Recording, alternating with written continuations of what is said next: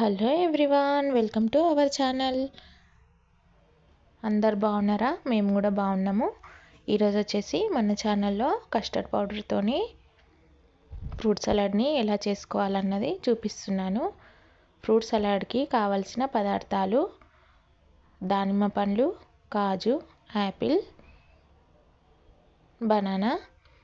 అయితే first stove on చేసుకొని stove పైన 1/2 లీటర్ పాలని వేడి చేసుకుంటున్నాను. ఈ పాలు బాగా మసలబెట్టుకోవాలి. అయితే ఈ పాలు ఎంత మసిలితే అంత బాగా ఫ్రూట్ సలాడ్ వస్తుంది. 500 mlకి మసలబెట్టుకున్న తర్వాత 370 ml వరకు మసలబెట్టుకోవాలి. తర్వాత ఈ కస్టర్డ్ పౌడర్ని 2 టేబుల్ స్పూన్స్ 1/2 లీటర్ పాలకి తీసుకుంటున్నాను. 2 టేబుల్ స్పూన్స్ అంటే టీ స్పూన్ కన్నా కొంచెం పెద్దది. అయితే ఈ టీ స్పూన్తోని 3 స్పూన్లు తీసుకుంటే 1 టేబుల్ స్పూన్ అవుతుంది. దీంట్లో ఈ పౌడర్లో పాలు కానీ నీళ్ళు కానీ వేసుకొని కలుపుకోవాలి.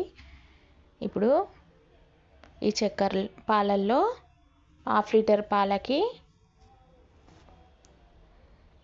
5 టేబుల్ స్పూన్ల షుగర్ని వేసుకొని కలుపుకుంటున్నాను. ఈ షుగర్ బాగా కరిగేంత వరకు పాలని కలుపుకోవాలి.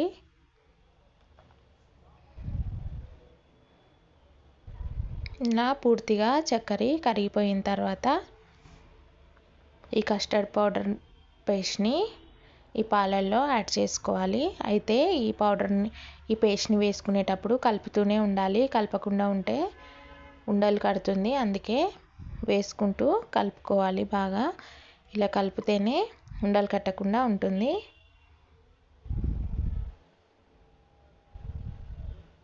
ఇలా బాగా కలుపుకోవాలి.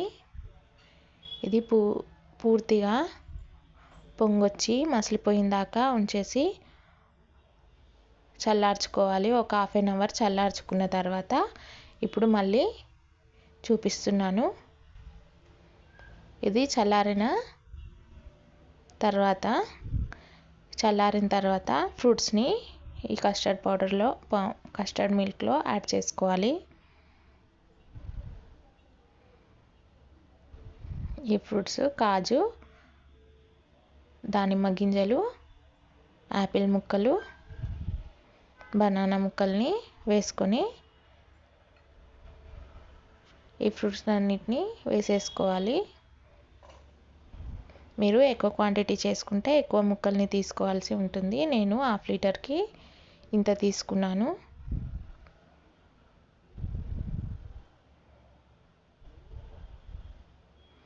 ఇక్కడ మీకు ఇష్టం ఉన్న ఫ్రూట్స్ ఏవైనా వేసుకోవచ్చు.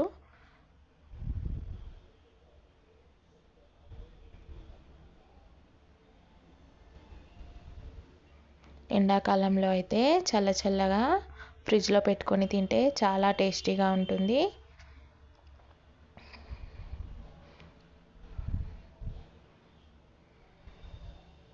ఐస్ క్రీమ్ ఇష్టం ఉన్న వాళ్ళకైతే ఎండాకాలంలో ఇలా ఐస్ క్రీమ్ లాగా చేసుకొని కొంచెం గట్టిగా చేసుకొని ఫ్రిడ్జ్లో పెట్టుకోవచ్చు.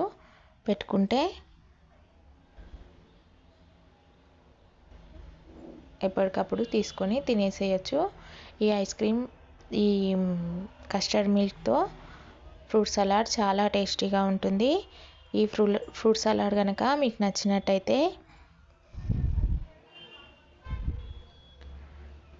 Like, share, subscribe to Shweta Sairaj YouTube channel. Thank you.